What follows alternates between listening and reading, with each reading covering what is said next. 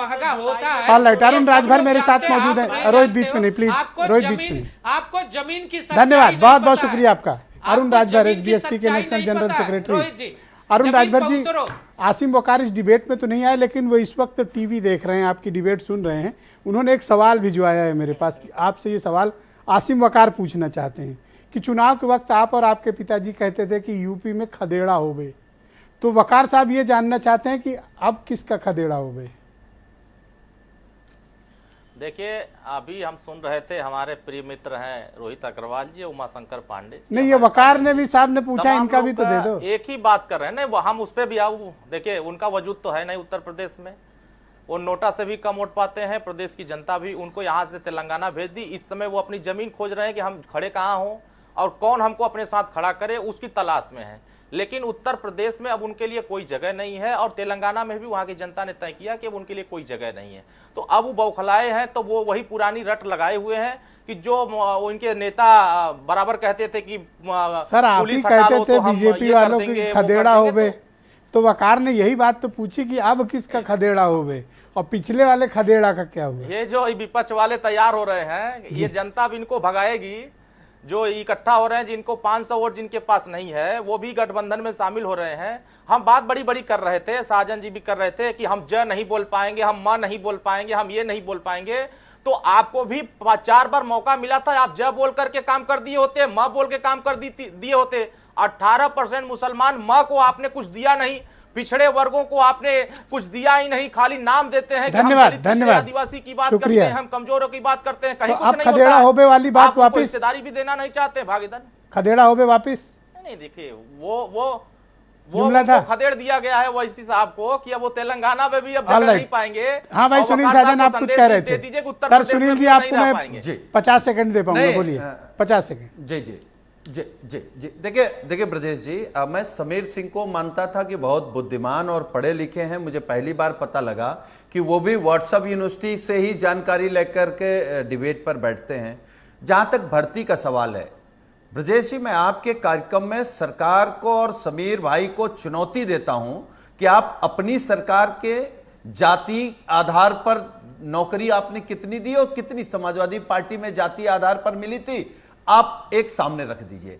दूसरी बात, आपने कहा मेडिकल कॉलेज जौनपुर में किसने बनाया, आजमगढ़ में किसने बनाया, बदायूं में किसने बनाया, कितने मेडिकल कॉलेज जमीन पर बने हैं।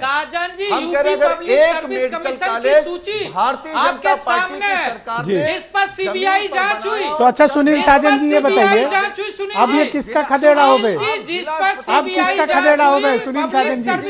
थैंक यू समीर जी, शुक्रिया। बोलिए साजन जी, किसका खदेड़ा हो गए। ओके समीर जी बोलिए। नहीं समीर जी, हो गया, समय बचा नहीं सर। आपकी सरकार में सीबीआई जांच हुई। ओके भाई, उमाशंकर पांडे जी, धन्यवाद धन्यवाद। पांडे जी बोलेंगे। ये तो पहले खदेड़ा हो गए कर रहे थे, अब ये तो उल्टा चल रहा है। क्या पांडे जी, सर्विस कमीशन की बोलिए। सूची पर धन्यवाद। सीबीआई जांच सिर्फ हुई। उमाशंकर पांडे बोलिए। देखिए ब्रजेश जी, आप बिल्कुल सही कह रहे हैं, यही असली चरित्र है। और भारतीय जनता पार्टी जो परिवारवाद की बात करती है, संजय निषाद और ओम प्रकाश राजभर इसके बेहतरीन एग्जाम्पल हैं भारतीय जनता पार्टी के परिवारवाद का।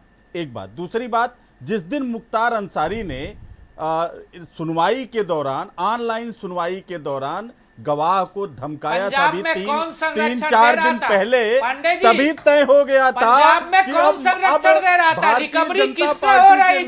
रोपड़ जेल किसने भेजा था। धन्यवाद बहुत शुक्रिया आपका भाई वंशराज। कुछ तो शर्म करिए, रोपड़ जेल में कौन आम आदमी पार्टी उत्तर प्रदेश में अकेले है या गठबंधन का हिस्सा है, सिर्फ वंशराज बोलेंगे। धन्यवाद पांडे जी, समीर जी बोलिए। वंशराज